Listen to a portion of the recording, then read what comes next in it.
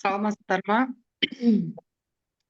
Мен есімім Айнұр. Мен Түркістан қаласында Бабайқорған елді мекенінде дүниеге келгенмін. Қазір Түркістан қаласының өзінде тұрып жатырмын. Жасым 38-де. Мен өзім жайлы айтып кететін болсам, мен 3 қыз, 3 ұлдың анасымын. Ы, Молодец. 6 бала-шаға тәрбиелеп отырмыз. Және де медицина саласында жұмыс жасаймын. Түркістан қалалық балалар ауруханасында медбике болып жұмыс жасаймын.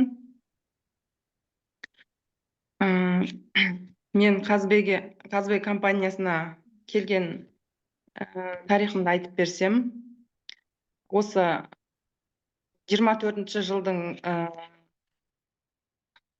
октябрь айында коламен пісте шаққам ғой, содан аллергия берді қатты. Бетімнің бәрі бөртіп кетті. Мен ол кезде мән бермедім. Мен жазылып кетті ол.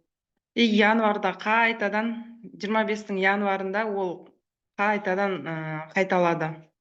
Ол қайталаған кезде бүкіл денеме қышыма болып,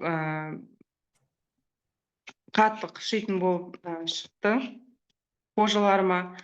Сонымен жүре бердім. Ол кезде жұмыста тұғым, күндізгі сменада жүргенбіз ол кезде.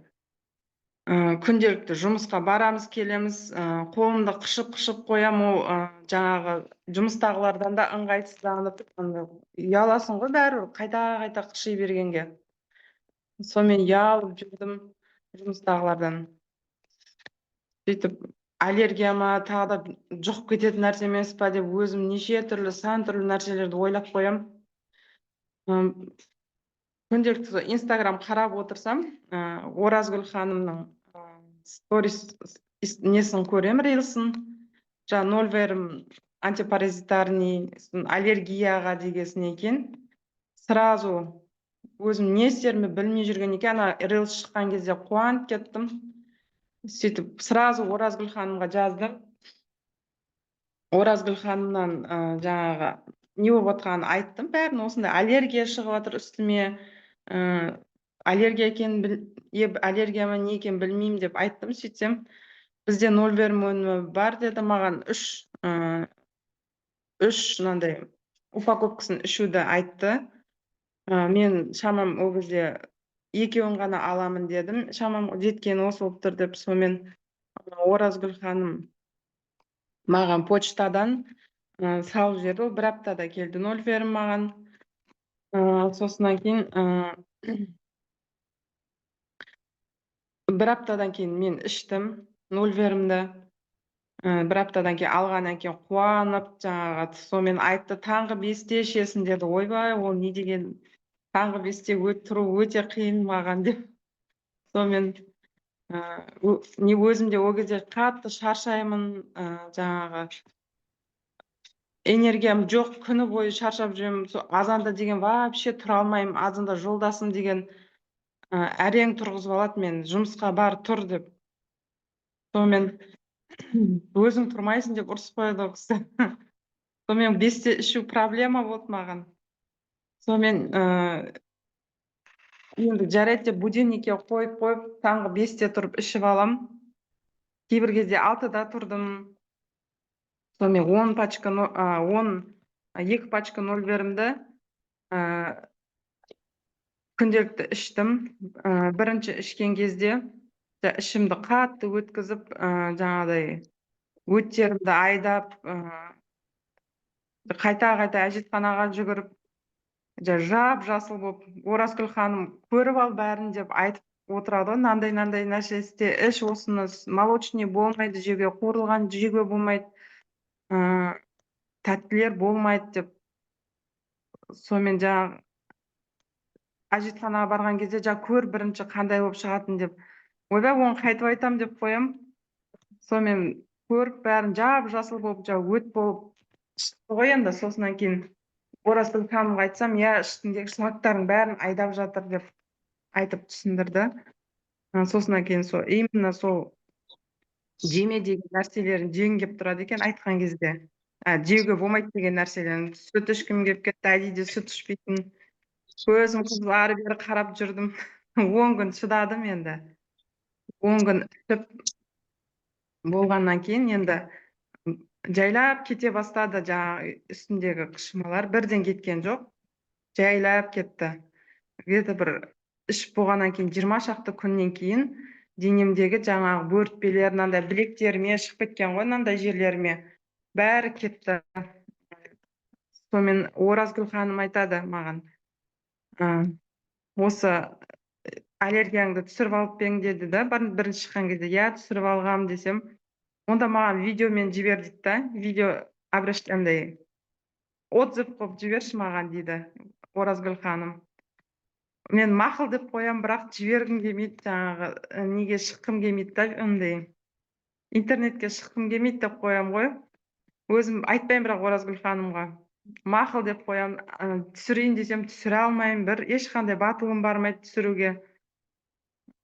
Сосын кейін Оразгүл ханым қайта сұрап қояды. Мақұл деп жүрдім, бір күні айттым, уже көп сұрап кетті. Әй, не істедің сен қыз деп қойып сұрайды. Сосын кейін Оразгүл ханым, мен шынымды айтсам, неге шыққым келмейді, андай соцсетіге шыққым келмейді, отзыв жібермей-ақ қояйыншы дедім.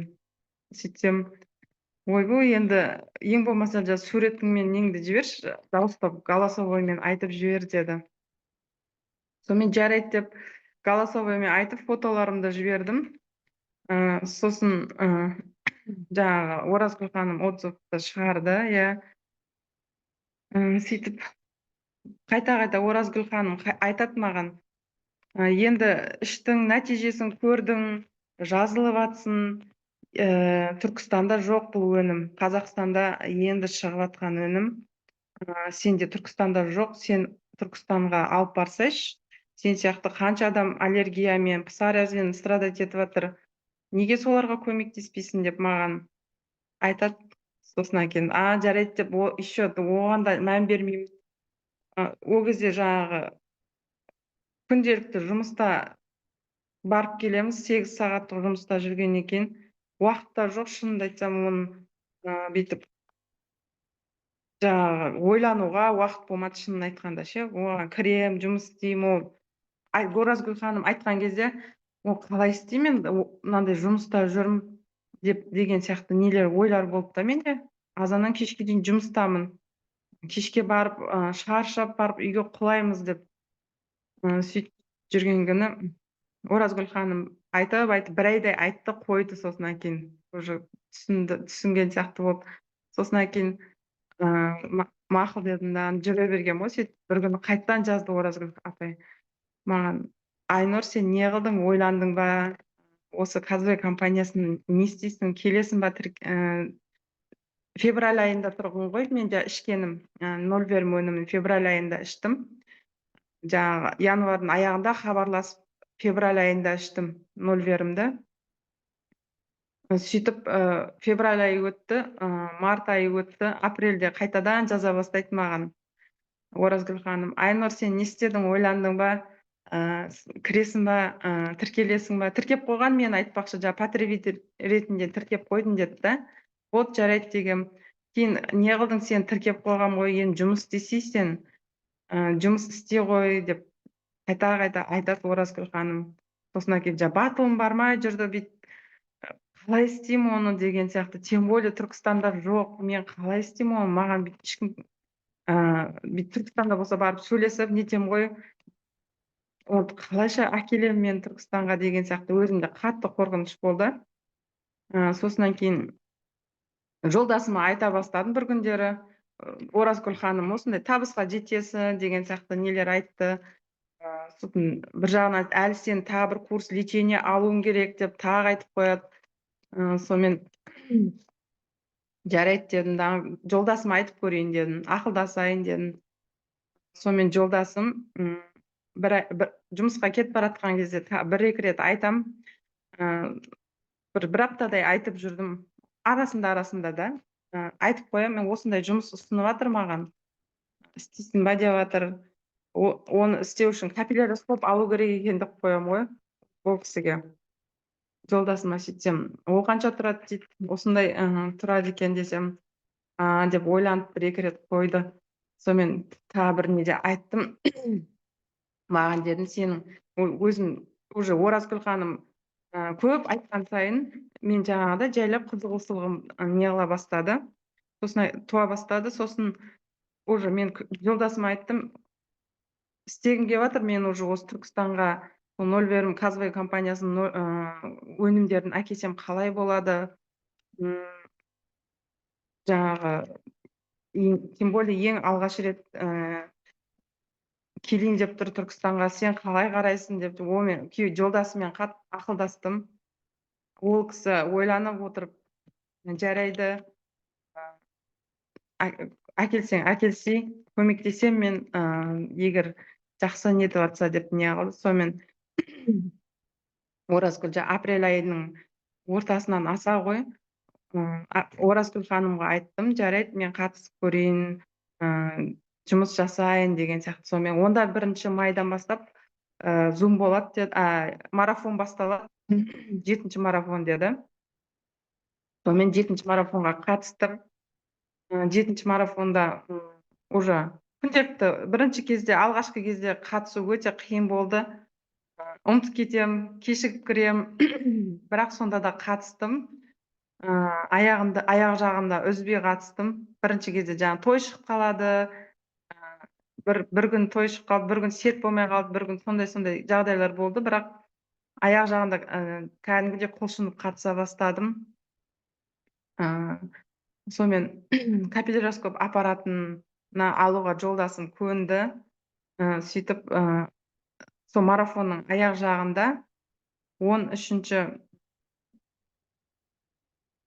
жоқ, апрель айы, сол май айында сол жаңағы рұқсат бергеннен кейін сразу не қылдым. Оразгүл ханымға айттым, мен осындай капилляроскоп аппаратын алатын болдым деп ем. Онда сразу Аслан мырзаға хабарлас дедім. Сонымен Аслан мырзаға хабарласып, мен капилляроскоп аламын дедім, жұмыс жасаймын дедім.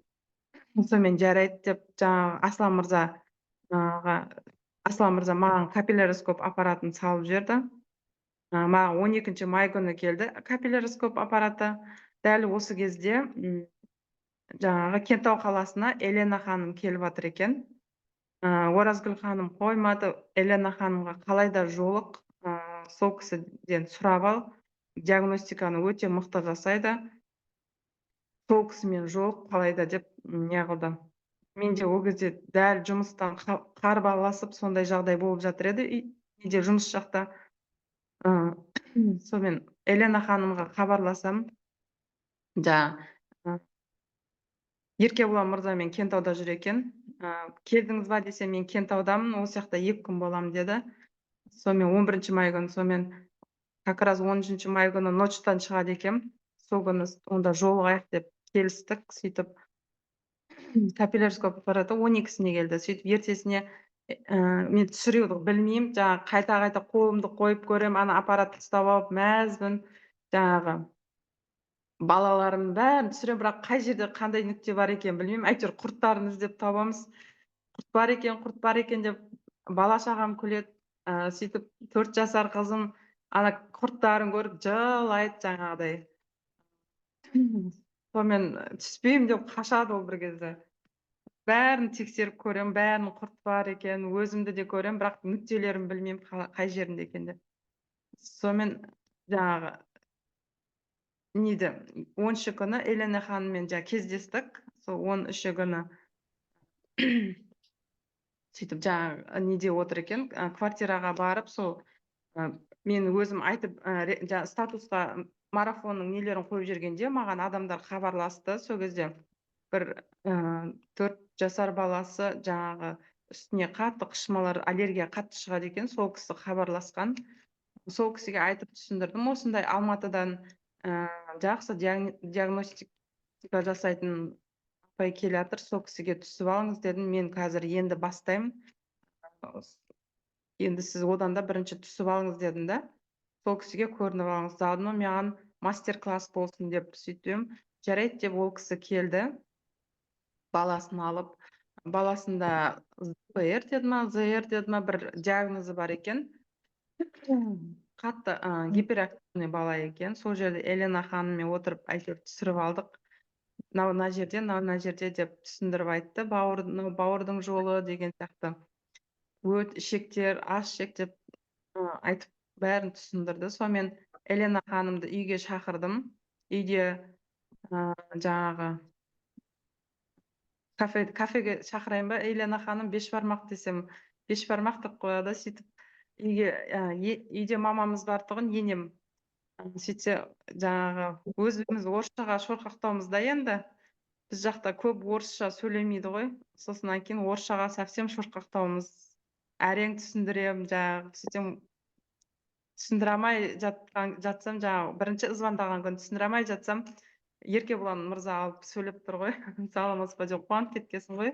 Қазақша аударып беріп, қашан кездесеміз деп сұрап жатқам ғой. Сөйтіп Елена ханым үйге келді, сөйтіп жаңағы енеммен сөйлесіп отыр. Енем екеуі сөйлестіріп отырғызып қойды залға, сөйтіп тамақ әкелем дегенше, сөйтіп бешбармақты әкелдік, жеп алдық, сөйтіп диагностика жасады. Сөйтіп мамам мәз, өт деп қазақшалардың ортасында қосып қойды. Елена ханым сөйтсе, ой, қазақша сөйлейді деп мамам мәз ғой. Сөйтіп диагностикадан айтып түсіндірді, мастер-класс. Қызымды, енемді түсіндіріп, қалай диагностикасы істейтін бәрін түсіндіріп берді. Сонымен бірінші клиентім жаңағы өзім жанұямды түсіріп, қолымды әбден жаттықтырып жатырдым. Сөйтіп бірінші клиентімді жаңағы ертесіне жұмысқа апардым, чемоданымды көтеріп, жұмыстағы қыздарды түсіріп көрдім. Сол жерде бір апай осындай диагностика істеп жатыр екенсің ғой деп жүгіріп келіпті. Сонымен обедкі уақытысында келіңізші деп, обедкі уақытысында келді ол кісі, келіп жаңағы осындай мына бір аяғыма бір мынандай қышыма шығады деп айтып жатыр да, көреміз, келіңіз десем, үлкен аскаридалары бар екен. Сонымен мына осы сізге қышыма шығартып жатырған, бізде осындай, ол кезде әлі продукцияны алмағам, 0,1 өнімі бар, соны ішсеңіз құрттарыңызды тірідей шығарады деп бәрін айтып түсіндірдім. Жарайды деп ол кісі алам деген, бірақ жаңағы кейіннен айтсам, продукция келген кезде айтсам, ол кісі жаңағы қазір айлығым болмай тұр деген сондай сылтауралмен әйтеуір алған жоқ ол кісі. Сонымен одан кейін көршілерімді шақыра бастадым, көршілерім келді. Көршілерімде жаңағы бір қыз көршім жаңағы келді да, жаңағы гормональный нарушениесі бар екен, жаңағы азамай жатырмын деп нетті да, қатты толып кеткен. Сонымен ол кісіге 0,1 бердім. 0,1 біреуін ақ алды. Егер жақсы болып жатса, кейін тағы алам деп, ол да жағдайым болмай тұр деп. Ол кезде жаңағы Чимкентте Бекзада ханымнан алдырып бердім. Ол кезде тоже маған продукция келмеген кезде. Оны алды, ішіп нетті, оны жақсы, ішім күшті жүрді, ішім қатып жүреді, запор болып жүрем деп, сонымен слимингті ішіп тауысты ол қыз. Бірақ жаңағыдай өзінің жаңағы, мен дейді, ол айтады, аппетитім қатты дейді, андай жақсы жеп қоям дейді, соған байланысты нете алмай жатырмын, аппетитімді тия алмай жатырмын, соған байланысты ма азалмай жатырмын деді. Сосын айттым, сен 0,1-ді жалғастыруың керек, сен ода паразиттер көп шықты да, паразиттері бар болды. Сонымен паразитке сен 0,1-ді ішуің керек, әлде де сен толық алмадың лечение десем, ол қыз ақшам жоқ деді. Сонымен жарайды деп ол кетті. Содан кейін уже жайлап ата-анамды, бауырларымды түсіре бастадым. Жаңағы сіңлімде жаңағы айтпақшы, 7-ші марафонда слимингті ұтып алдым, мен айтпақшы, айтам деп ұмытып кеттім ғой. Сосын жайлап сіңілдерімді, мамаларымды, папаларымды түсірем деп ауылға бардым, ауылда сөйтсем, жарек андай сторис түсірдік қой, 7-ші марафон соңында, соларды қойсам, жаңағы ауылда біраз адам жиналыпты. Сонымен семейный адамдар, семейный түсірдім, скидкамен түсіріп бердім диагностиканы. Өзім бірінші барып ата-анамды түсірем деп барған негізі. Сөйтсем, кештеу барып қойыппын. Диагностикаға бүйтіп отырған кезде уақыт кәдімгідей зуылдап өтіп кетеді екен. Айтып, түсіндіріп, бәрін нелерін көрсетіп отырған кезде біраз уақыт өтіп кетеді екен. Сонымен папа мен мамамды түсіре алмай қайтып кеттім. Сөйтіп түнде барып, түнде қайтып, кешке барып, түнде қайтып кеттік. Сонымен қайтадан тағы барам, мама мен папамды түсірем деп. Сөйтіп тағы да барсам, папамды түсіре алмай қалдым ол кезде тағы да. Бір күн жатып кетсем де, папам қолы тимейді. Папам қолы тиген кезде мен диагностикаға кетіп қалам ауылда. Сөйтіп папамды сол күйі түсіре алмадым әлі. Сөйтсем, папам маған керек емес дейді. Ер адам болғасын ба, керек емес деді. Мамам сол жерде Харт Максимуспен 0,5 алып ішті. Мамам өзім мамам Харт Максимуспен 0,5-ді алды. Сөйтіп, ол кісіде паразиттер көп шықты мамамда. Сонымен ол кісі постоянно өзі организм тазалап жүретін, шлактардан сөйтіп жүретін тұғын ғой. Сонымен енді паразиттеріңізге 2-ін алып ішіңіз десем, ол кісі де шыдай алмады, 5-ін алып көрейін деді. 5-ін алып тағыны. Одан кейін осы нем жетеді дедім. Сонымен айттым мамама, болмайды, сізге әлі құрттарыңызды қууыңыз керек, сізге 15 күн алу керек деп. Мен Харт Максимус іше берейін деді. Мамамда әлсіздік, шаршап қалу сондай болды да. Полиартриті бар еді мамамның. Соған қазір әлі Харт Максимус ішіп жатыр. Менде Түркістанға айтып жатырмын ғой, енді келіп жатырғандықтан менде әлі нәтижелерді бүйтіп айта алмаймын. Енді ішіп жатыр бізде адамдар. Мысалы, 10 күндей ішті ғой, мысалы, маған продукция келгеннен кейін, сол 10 шақты күн болды, уже ішіп жатқандарына. Бірақ мамамның айтуы бойынша, мамам әлсіздігім басылып жатыр, жақсы екен деп нетіп жатыр да. Өзі көп нәрсеге довольный болмайтын тұғын мамам. Жайлап сол айтқанына ырза болып отырмын. Әлсіздігім басылып жатыр, шаршағандығым деп айтып жатыр. Жақсы іше беріңіз, иммунитетіңіз көтереді, бүкіл 12 мүшеңізге әсер етеді дедім. Мамамда бұрын зоб болған. Сол зобыңызға да жақсы әсер етеді, полиартриттеріңізге де әсер етеді деп жатырмын да. Уже саусақтары деформацияланып кеткен мамамның. Соның бәріне көмектеседі, іше беріңіз дедім. Сосын ауылда ағам мен жеңгемнің оларда да 5 бала-шаға бар. Олардың үлкен 2 қызына алды 0,5-ді, баласына алам деп еді, детский 0,5 ол кезде жоқ болды менде. Сонымен взрослый 0,5 алды. Олар қазір ішіп жатыр. Оларда іші подростка қыздар болғаннан кейін, 11-12 жасар қыздар ғой.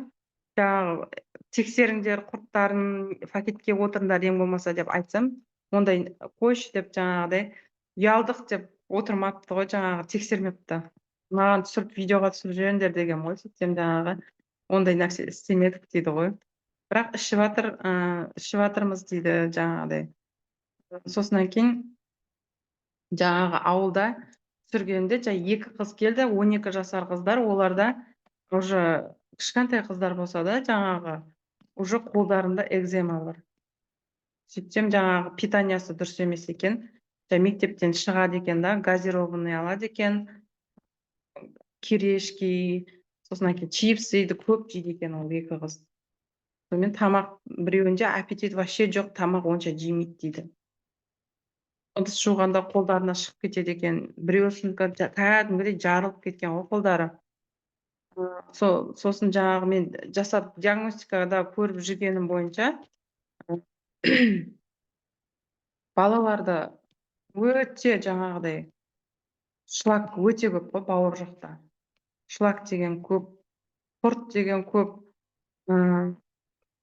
Не жатырмын ғой, мыналар қазірден бұндай ертең қалай өмір сүреді бұлар деген, мен өзім ойыма келеді да, сондай ойлаймын да, қалай бұларда қалай болады екен ертеңгі өмірлері деген сияқты. Мамаларына айтып түсіндіріп, оларда 3 пачкаден алды. Жаңағы екі қыздың мамасы 0 берімді. Бір қыздың мамасы тоже жаңағы өзіне 2 пачка алған 0 берімді.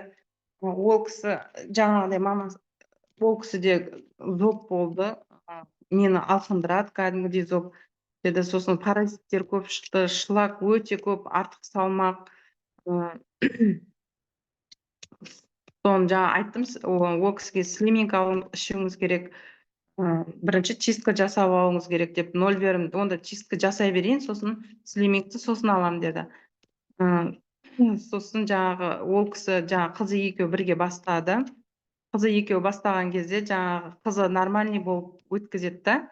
Ал жаңағы мамасы маған кәдімгідей жазады. 5 күн ішті, 5 күн бойы Айнұр не болып кетті мынау, сондай болады, сізде қатты шлак болып жатыр десем, жаңағыда шыдай алмайды ғой. Ішіп бітіріңіз енді, хотя бы 1 пачканы ішіңізші, демалып көресіз ары қарай.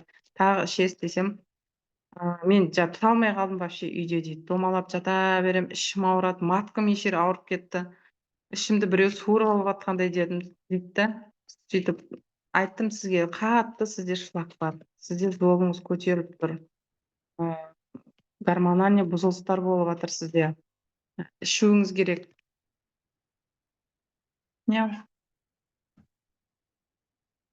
Ішуіңіз керек деп айтып түсіндіріп жатырмын. Әлде де енді ол кісі 5 күн болды үзіліс жасағанына.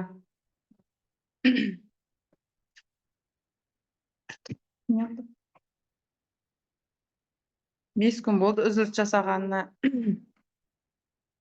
Сонымен ол кісіге әлде де айтып жатырмын, ең болмағанда слиминг алып ішіңіз, кішкене зобыңызды нетеді деп айтып жатырмын, әлде де түсіндіріп. Жарайды деп күніге айтып қойып жатыр. Сондай әлі содан кейін жаңағы құдашаларым үйіне барып істедім. Олар да 0 берімнен үшеуден алып жатыр. Сосын менде жұмыстағы қыздарға айтып жатырмын. Осы арада жұмыстағы қыздар алды, үшеуден алды қыздар да. Енді бастап жатыр олар. Менде жаңағыдай нәтижелер әлі енді көрем, Құдай қаласа. Енді келіп жатқандықтан бізде енді аз болып жатыр нәтижелер. Сонымен бір семьяны барып түсірдім. Ол жерде тоже бүкіл семьясында паразиттер. Бізде көп шығып жатқан, кез келген адамды тексерсем, бычий цепень шығады менде. Сонымен жаңағы интернетке кіріп көрем ғой, бычий цепень деп сөйтсем, біз жақта основной сиыр етін, жылқы етін, қой етін жейді ғой. Көбінесе жаңағы ойлаймын да, сол бычий цепень жаңағы біз сиыр етін қолданғандықтан сол болады ау бізде деп. Бәрінде шығады, абсолютно бәрінде. Сосынан кейін бір жездем келді, оларды түсіріп жібердім, көршілерімді түсіріп жатырмын. Көршімнің баласын түсірді диагностикаға. Кәдімгі беті деген мынандай 11-ді бітіріп жатырған бала, беті деген басып кеткен, жаңағыда қанап кетеді екен. Сол бала алды, ол бала ішіп жатыр. Оған да жаңа бәріне айтам ғой, бірінші үлкен дәреттеріңізді көріңіздер десем, жаңағы ол бала да ұялып көрмепті, суын ағызып жіберіпті. Сосын көршімнің кішкентай 1,5 жасар баласында тоже бір нелер шығады екен денесіне. Көршімнің бүкіл бәрін тексеріп шыққан кезде жаңағы бәрінде де тоже құрт бар, балдарында да, мамасында да құрт бар, және де кішкентай баласының үстіне шығып кетеді екен. Бір беті суланып, кішкентай болып шығады, и асты үлкен без болады дейді. Ол бір 10 шақты күн тұрғаннан кейін беті жара болады дейді, кәдімгідей. Мен оны жаңағы алдында неге салғам, марафонға видео ретінде салғам. Сон детский 0 берімді күтіп жүрген, ол кісіге бүгін кеше алып барып бердім, ол бүгін бастады, ол бала, кішкентай бала. Мамасы уже 5 күн ішіп қойды. Ол да жаңағы айтып жатыр ғой, ішім деген су болып ақты. Бар, есіп жақпасын. Ішім деген су болып ақты. Сосынан кейін жаңағыдай жеңілденіп қалдым дейді ол да. Мен айтып жатырмын ғой, салмақ тастайсың кішкене. өтің тазарады, өт жолдарың, сосын кейін қарным күшті, андай тамақ қорытуым күшті болыватыр, ұйқы безі, ол ұйқы безім ауырады, ісініп кете береді, ішім дейді да, тамақ жесем ішім ісіп кете береді дейді. Соның бәрі күшті болды, қойды деп тұр. Жаңағы осы көршім 5 күн болған, бүгін 6-шы күн ішіп жатыр. Барлық жаңағы берген нелеріме жағдайларын сұрап, звондап тұрам бәріне. Қалай болыватыр сізде, су балансын ұстаңыздар, деп қанша су ішетіндерін айтып жіберем бәріне, салмағыңыз қанша деп. Бәрі жаңа ұстап жатыр су ішуін. Жаңағы экземасы бар 2 қыз подростковый болғасынан кейін олар жаңа шешелері қадағалап ішкізіп жатыр дейді. Сосын кейін бұл жерде сосын жаңағы Аида деген подружкам Кентауда, ол да алды балдарына, өзіне де балдарына да алды. Ол да жақсы нәтиже беріп жатыр дейді. Ол жаңағы өзі Аида балдарына жылына 2 рет чистка жасап тұрамын дейді негізі.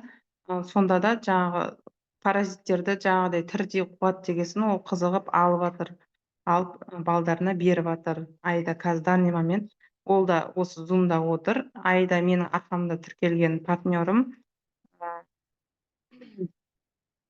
Жаңағы осы Казвей компаниясына жаңағы қызығып, ол да кірді. Ол Аида өте жақсы жаңағы маман, ол да медик, өте жақсы маман,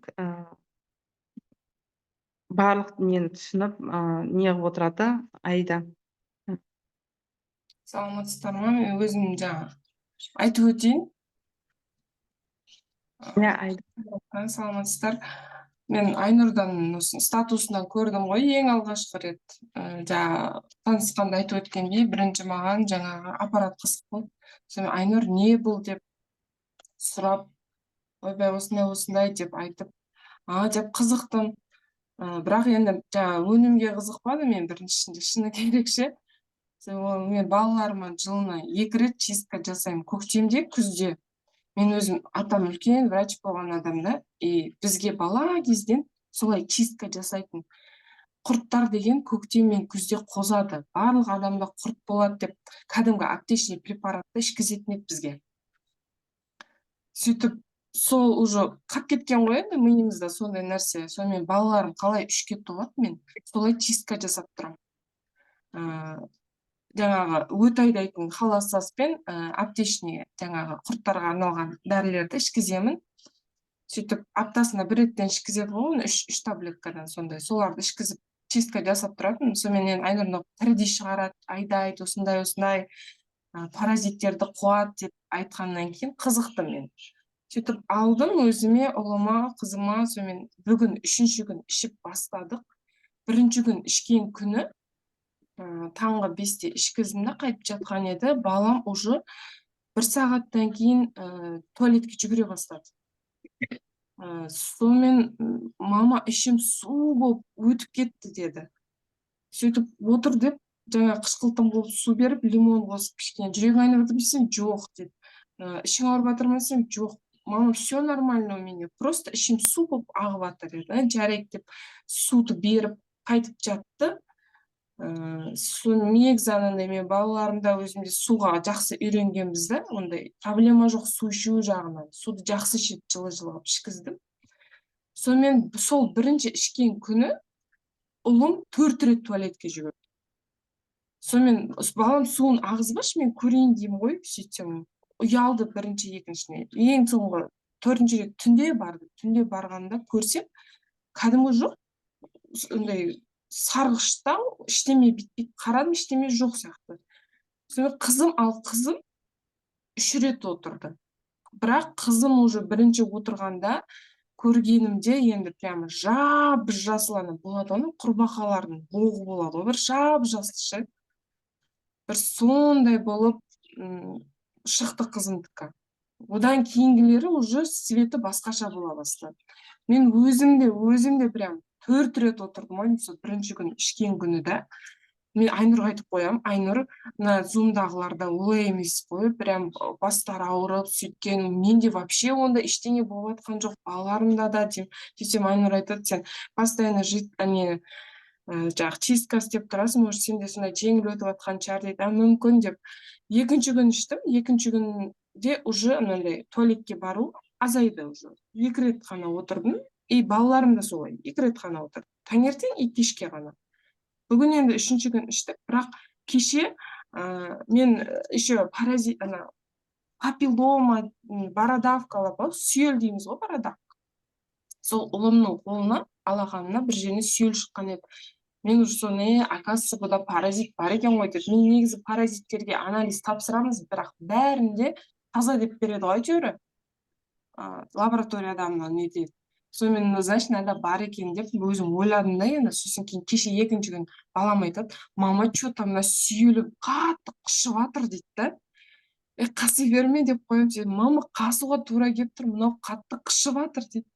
Сонымен өзіме әсер етіп жатқан шығар деп қоямын. Нелерде, статустарда информациялар көргенде төгіліп қалады деп сөйтіп не алған ғой. Соған енді өзім сөйтіп әсер етіп жатқан шығар деп қоямын. Бірақ біздің бір минусымыз, біз диагностика өтпей беріп ішіп бастадық. Айнұр Кентауға келсе, то мен Кентауда болмаймын. Түркістанға барсақ, Айнұрдың уақытысы болмайды, жұмыста болады. Әйтеуір еш диагностика түспедік.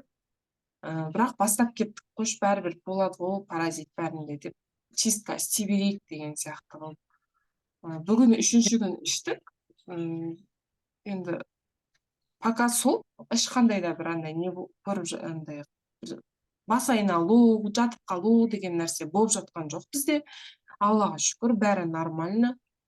Мен айтып жатырмын енді, бұдан былай, если неғып тұрса, осы өніммен чистка істеп тұрамын. Тем аптечный химиясы қосылған заттарды алғанше деп айтып жатырмын, ойлап. Жақсы чистка болып жатыр бізде, Аллаға шүкір.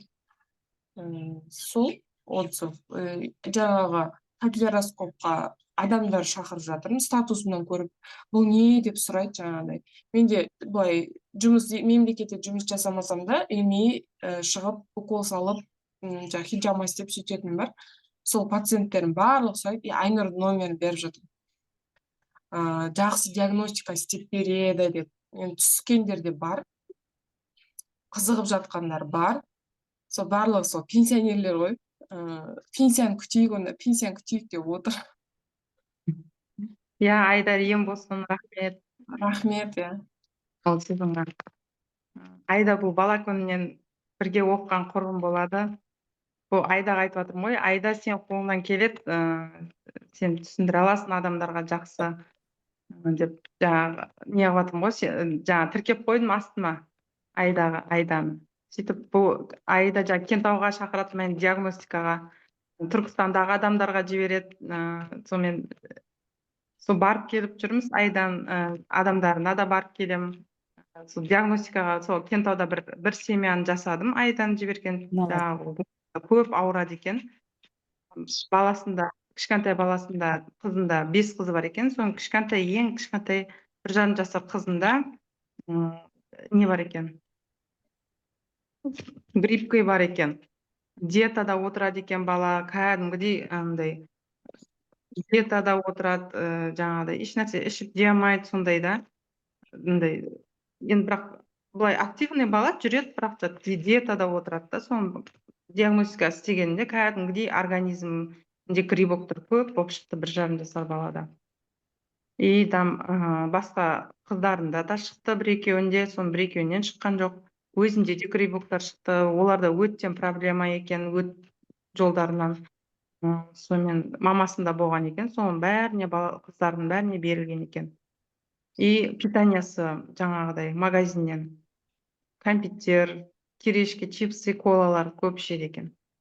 Мамасына айтып түсіндіріп кеттім, сіз егер бұны тоқтатпасаңыз, балдарыңыздың кішкентайыңыз мынандай болып отыр, үлкендеріңізге де қатты зиян болады, өті жөндеп танбайды, бауырлары суат болып кеткен уже, құрттары көп. Лечение аламыз деді, өзі де қатты шаршағыштыққа нетіп жатыр. Соны айтып жатыр да. Сонымен болды, папамыз келсін. Папамызда да сондай проблема дейді. Шаршағыштық дейді. Сонда сіздерге дедім, Харт Максимус өнімін ұсынамын дедім. Бірінші чистка ұсынсаңыздар дедім, 0 веріммен. Содан кейін Харт Максимусты ұсынамын сіздерге дедім. Мен өзім өйткені сол күні 2 күн болған Харт Максимусты ішіп бастағаныма. Мен жаңағы айтып ғой, ночной сменадан шығам. Әр жерге үйге келем де жаңағыдай еш нәрсе істей алмаймын ғой, шаршап жата берем. Бір күндер ночной сменадан келем да кәдімгі кешкі 5-ке дейін жатамын, ұйықтаймын ғой. Жаңағыдай шаршаймын да до того, ұйықтап тұрсам да жаңағыдай ешқандай демалған сияқты болмаймын. Қайта үйде мамам бар, тамағымды істеп сөйтіп отырады, енем бар, бала шағама қарап отырады, демалып алсын деп. Ұйықтап тұрсам да демалғандай болмаймын. Азанда да әрең тұрамын. Сосын кейін кеше мамам ауырып қалғаннан кейін мамам айтты да, сізге Харт Максимусты берейін. Қатты тұмалатып қалды. Сонымен Харт Максимусты ашып ішкіздім мамама, сөйттім дағыны. Мен де қосылып іше бердім өзім. Бүгін 4-ші күн болады ішіп жатқаныма. Бірінші күні бұл өзімнің отзывымда, бірінші күні жаңағыдай еш нәрсе байқалған жоқ. Екінші күні іштім. Үшінші күні азанда тұрсам, жаңағы бодрый болып тұрамын ғой. Рахаттанып тұрамын. Ойланам, кәдімгідей әсер етіп жатыр ғой деп қоямын. Бодрыймын да жаңағы ұйқымнан. Кәдімгідей маған жаңағы зумға алдында зум 6-да болады деген кезде қатты қиналдым. Ойла, мен қайтып қатысам, мен тұра алмаймын. Өзім білем да, тұра алмаймын жаңағыдай. Қалай қатысам деген, соны мен жазғам Аслан мырзаға. Басқа уақытта істеуге болмай ма, зумның несін ауыстыруға болмай ма деген сияқты. 7-ге ма, болмайды 6-ға деп неткен. Аслан мырзаға деймін, мен Әлия ханымға ма біреуге жаздым негізі. Ауыстыруға болмай ма деп, мен өзім білем да, тұра алмайтынымды білдім дағын. Сонымен көпшілік айтқасынан кейін келістім ғой енді зумға. Сонымен бірінші күні қатысып, екінші күні уже шаршап, жұмыста жүргенде қатыса берем да, енді жұмыста ұйықтамаймыз ғой. Қосып қойып, тірлігімді істеп жүре берем. Бірақ үйде кезде жаңағы қиын болады маған. Жаңағыдай қосып қоям, зумды тыңдап жатамын. Мен шартты жүре алмай жатырмын, потому что аяғымда гигрома бар еді, буынымда бір операция істеткем. Енді қайтадан шығып кеткен еді, соған байланысты жүре алмай жатырмын. Бірінші күн жүргеннен кейін аяғым қатты ісіп кетті да. Сонымен аз-маз жүрем, бірақ былай 10 мың шақты жүре алмай жатырмын да, жеті зум біткенше деген сияқты. Аяғым қатты ауырып неткеніне байланысты зумда бүйтіп 10 мың шақ жасай алмадым да. Сонымен бірақ зумға қатысып жүрдім. Сонымен жаңағы 3-ші күн ішкен кезде, 3-ші күн тұрған кезде жаңағыдай бодрый болып тұрамын ғой, рахат, енді айта алмаймын ананше. Бір демалып тұрған сияқты кәдімгі білінеді да, демалып тұрғаным. Сосын кейін жаңағыдай айнаға қарасам, что-то ағарып кеткен сияқтымын. Бүйтіп қарасам, мына маңдайымда менің бүйтіп, мына дағым дәу бүйтіп қап-қара болып тұратын. И мынандай сызық болып тұратын. Айнаға бүйтіп жақындап қарасам, уже мынандай карта болып отыр ғой, жандары бүйтіп ше, екінші күнде. И мына жерлер жай ашылып жатыр. Мен сонда жаңағы бетіндегі дақ кетіп жатыр да сонда. Сөйтіп сразу Айдаға звондадым, Айдан қарасай, менде мынандай болып жатыр, Харт Максимус ішіп жатырмын деп бетіндегі дақтарымды түсіріп жіберіп жатырмын Айдаға. Сөйтсем жаңағы күшті екен ғой деп жатыр Айда да.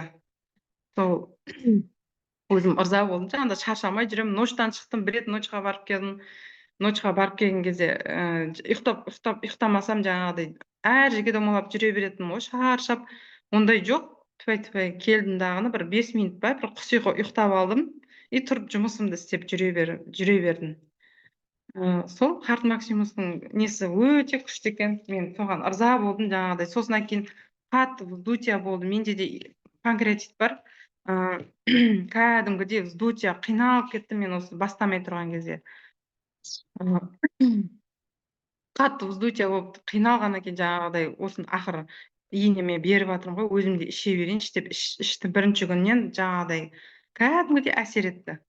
Вздутиямды басты, ауырсынуды басты, дискомфортты басты. Сонымен екінші күні тоже жаңағыдай ішкеннен кейін, екінші күн вздутие болған жоқ, бірақ екінші күні кешкісін қуырмаш тамақ жеп қойып едім, кішкене асқазаным ауырды қатты. Сосын кейін тағы бір Харт Максимус ішіп алайыншы деп кешке жатарда тағы біреуін ішіп алдым. Кәдімгідей обезболивающий сияқты бір ішкенде қойды сазаным ауырғаны. Сондай менде осы Харт Максимустың нәтижесі. Енді бірақ 0 верімді тағы алуым керек еді. Енді 0 верімді де бастаймын деп отырмын, Құдай қаласа. Жаңа кешеде айтып жатыр ғой, бірінші өзіңнен бастауың керек деп. Мен ойланып отырмын ғой, иә, бірінші өзімнен бастауым керек мен айту үшін деп. Сол 0 верімді Құдай қаласа ертеңнен бастап бастайын деп отырмын. Бүгін жаңағы Zoom болатын болғасынан кейін ойбай қоя тұрайын дедім, ыңғайсыз болып қалмасын деп. Сосын кейін менде мына жерде Шолпан коллегам бар. Бұл кісіде де мен жұмыста бірге істеп жүргесінен кейін проблемаларын білем ғой. Шолпанға звондап айттым, сразу Шолпанға звондадым. Ақшолпан, сен өйстіп білем ғой сен проблемаңды. Ода да бауырында, сосын ұйқы безінде қатты нелер бар да. Жаңағы поражениелер бар. Сосын кейін айттым, осы өнімді ұсынам саған. Сосын кейін сен Zoom-ға қатыстағыны ақпараттар ал деп айттым Шолпанға. Сонымен айтсам, Шолпан өзі менен айтпай тұрып айтпақшы, ол марафонға қосылып алған ғой, мен неге рекламаға статусқа қойсам, Шолпан өзі қосылып апты. Қуанып кеттім Шолпанды көріп. Я нәтижесін берсін деп. Шолпан, айтасың ба бір нәрсе?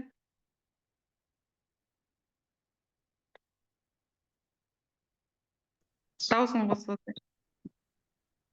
Саламатсыздар ма? Мен Түркістан қаласынан Айнұрдың шақыруымен келген марафонға. Марафон басталғалы бері 10-12 мың шақ жүріп жатырмын. Осы Казви компаниясының өнімдері жайлы білгім келді. Сосын слимингті ұтып алғым келді. Өзімдегі негізі проблемалар көп.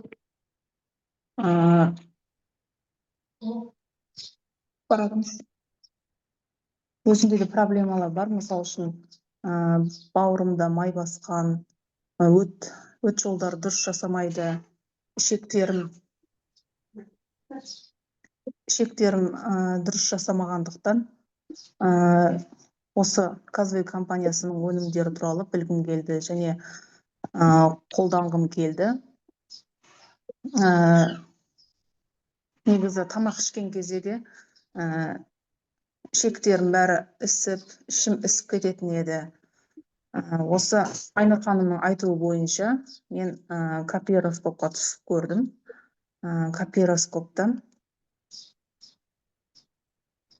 Капироскопта сенде аз-маз құрттар бар, сосын ішектерінде де құрттар бар дегендіктен жаңағы 0 верімді қолданып көрсей деді. Сонымен мақұл деп 3 пачкасын алдым. Қазір уже 3-ші күн қолданып келе жатырмын. Тек қана әлі ішім өте қойған жоқ. Күнделікті дәретке отырып жатырмын, бірақ ішектегі желдерім бәрі шығып жатыр. Бүгін уже 3-ші күн. Тек қана сұйық тамақтарды іш деді, газировка сондайларды қолданба деді. Негізі газировканы өзім көп қолданатын едім. Қазір енді диета ұстағандықтан бәрін тоқтатып жатырмын. Қазір 0 верімді ішіп жатырмын. Ішектегі желдерім бәрі шығып, өзімді жеңілдеп келе жатырмын.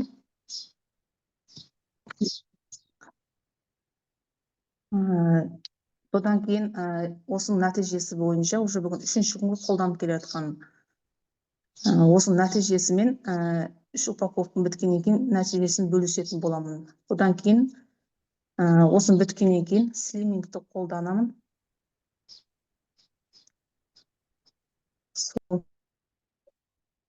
Рахмет, Шолпан. Рахмет. Сенде ем болсын, енді Құдай қаласа, жақсы нелерің бар екен, қаласа. Күшті ем болсын, Шолпан. Рахмет. Жақсы, айтып жаңа бастап жатырсыз, Шолпан ханым, ем болсын. Өте жақсы айтып жатсың, Шолпан, сен жаңа айтып жатсың, ішінде желденулер азайып жатыр деп те, біздің бұл 0 верім іштің зат алмасу процесін жақсартатын болғандықтан, іштің іштің желденуі, іштің қатуы бәрін қалыпқа келтіреді ғой. Сосын ас қорыту жүйесі бірте нормализовать етеді. Сосын жаңағы артық салмақтың даже гормональный баланста біртіндеп жаңа өт бәрі реттелгеннен кейін бәрі де жақсарып, адамның салмағы да біртіндеп қалыпқа келеді. Сосын энергия, қуат аласың. Анау нерв жүйкесін қалыпқа келтіреді. Адамды тынышталдырады, еще жайлап жақсарады. Сондай керемет, керемет нәтиже айтып жатсыздар. Рахмет, сіздерге, қуанып отырмыз біз сендерден сондай жақсы нәтиже алып жатқандарыңа, шын неменен ниеттеніп, стараться етіп жұмыс жасап жатқандарыңа, рахмет, сәттілік тілеймін сендерге. Рахмет, Оразгүл ханым. Осы жерде тағы да мен Оразгүл ханымға үлкен алғысымды айтқым келеді. Кәдімгідей қамшылап отырады ғой. Кәдімгідей қамшылап отырады. Рахмет осындай жаңағы лидерім болғаныңызға. Сізге үлкен алғыс, басым ием. Осы компанияға әкелгеніңізге алғысымды білдіремін. Сізге кәдімгідей лидерлік қасиетіңізді көрсетіп жатырсыз бізге. Бәрін түсінікті етіп айтасыз. Сол жеріңіз қатты ұнайды маған. Өте қарапайым екенсіз, сонша дәрігер, білдей дәрігер екенсіз. Мен оны тиктокта стримда отырған кезде білдім, дәрігер болғандарын. Дәрігермін деді, бірақ главный врач 2-3 жерді айтты да, главный врач болғам деген сияқты. Сонымен айтып отырмын. Оразгүл ханым, не деген қарапайымсыз деп жатырмын ғой. Осы компанияны құрған жаңа Аслан мырза мен Елена ханымға да үлкен рахмет. Бәріне алғысым шексіз. Барлық осы дертке жаңа осы паразиттер, грибоктар екен ғой негізі болып жатқан, себепші болатын. Соларды организмнен жоюға, құрттарды тірідей шығаруға көмектесін. Осы нольверімді жасап шығарған, ойлап тапқан осы жаңағы барлық үлкен Елена ханым мен Аслан мырзаға рахметімізді айтамыз. Айымгүл, саған бастаған жақсы болды. Капилляроскоп сразу Аслан мырза жіберді. Осы экспертіміз біздің Елена ханым Түркістанға барды. Онымен жақсы тәжірибе алдың. Енді сәттілік. Рахмет. Сұрақтарыңыз болса? Айнұр ханым, саламатсыздар ма? Гриппті қалай көресіз, неден диагностикадан? Сонда мен ақсу болып тұрады ба? Жылтырап тұрады деді ғой, жылтырап. Мен өзімде капилляроскопқа түскен кезде менде аллергия бар да, негізі жаңағы бұрыннан бар аллергия, бірақ денеме шықпайтын тұғын. Кәдімгідей жылтырап тұрады ғой. Мынандай кәдімгі жып-жылтыр емес, бірақ точка көп точкалар болады. Ондай ортасы ашылмай тұрған точкалар сияқты ше. Өте көп тұрады, фон кәдімгідей жауып тұрады ғой. Менде сондай болып шықты өзімде. Сол үшін тағы нольверімді бастаймын деп жатырмын ғой. Құдай қаласа. Сондай жаңағыдай болады. Сізге несін жіберсем болады, жекеңізге. Рахмет. Раушан ханым ба? Маған жіберіңізші, пожалуйста, рахмет.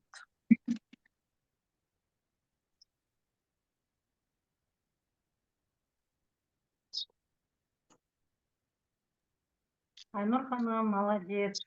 Міне жастардың келгені өте жақсы. Оразгүл ханым өте керемет мықты лидер. Сондықтан да енді сәттілік тілеймін. Түркістанға енді тиктоктан адамдар шығып жатыр. Тәжірибе жинап қалыпсыз. Барлық халықтың денсаулығы мықты болсын. Барлықтарыңызға сәттілік. Рахмет. Айнұр ханым, сәлеметсіз ба? Айнұр ханым, сіздерге Түркістанға Жаңақорған деген жер жақын ба? Жақын, 1,5 сағаттық жер, Основной бізге келіп, сол Түркістанға келеді, жақын. Сіз продукция беріп жібере аласыз ба? Индрайверге салып. Индрайверге салып аласыз? Салып жіберейін. Жаңақорғаннан чек жіберейін, пожалуйста, бүгін салып жіберіңізші. Как раз бүгін базар жаққа барам, салып жіберейін онда. Рахмет. Маған жарай Я ма? жекемізге жазам қазір. Жарайды. Мгм. Сұрақтарыңыз бар ма? Айнұр, өте керемет зум өтіп жатыр. Мен жаңадан сол манадан қосылып тыңдап отырмын. Бүгін бірінші күн спикер болып жатырсыз ғой. Иә, Өзіңіз иә. бизнесті жаңадан бастасаңыз да осындай Түркістанды уже сіз біраз адамды емдеп бастаған екенсіз. Барлығына қайырлы ем болсын. Енді мен кеше негізі бүгін менің өткізетін күнім, ертең сіздің өткізетін күніңіз ғой. Кеше өзім де түсінбей аяқ астынан спикер болып зумға шықтым ғой. Мына Аслан мырзамен жаңа Елена ханымға және өзіміздің спонсорларымыз Оразгүл ханым, Жамал ханымға тағы да үлкен алғыс айтқым келеді. Себебі барлығымызда жаңа отбасымыздан бастап отбасымызды емдеп отырып қой. Мен де осы ең алғаш жаңа компанияға келген кезде капилляроскоп қызықтырды деп кеше айттым ғой. Сол Аслан мырза қолдау білдіріп, капилляроскопты салып, жаңағы қосымша еще продукцияны маған салып жіберген кезде мен өте риза болдым да. Даладағы адам мені танымайды. Оразгүл ханымның бір ауыз сөзімен осыншама нәрсені маған сеніп беріп жібергеніне таң қалып, кәдімгі қалтамда өнімнің барлығын алатын ақшам қалтам көтермесе де соны алып емді бастап балаларыма өзім ішіп кеттім ғой. Сол үшін осы компанияның құрылтайшылары жаңағы Аслан мырза мен Елена ханымға ерекше алғысымды айтамын. Жаңағы демеу білдіріп осылай әрбір жаңағы серіктестерге демеу беріп қолдап жібергеннің өзі маған мысалы үлкен мотивация болды. Маған үлкен күш берді, қолдау берді. Рахмет. Дұрыс айтасың, Айымгүл. Иә, біздің Казбей компаниясында бүкіл мүмкіндіктерді жасап қойған. Иә, өзі зумда айтады ғой Аслан мырза, бүкіл мүмкіндіктері бар, жақсылап тек ниеттеніп, адал жұмыс істеңіздер деп. Сондықтан да иә, барлық мүмкіндік бар, сіздерге қарастырылған. Иә, істеуге барлық шара бар ғой енді. Сәттілік саған да. Рахмет. Айнұр, саған сәттілік. Рахмет, иә. Осылай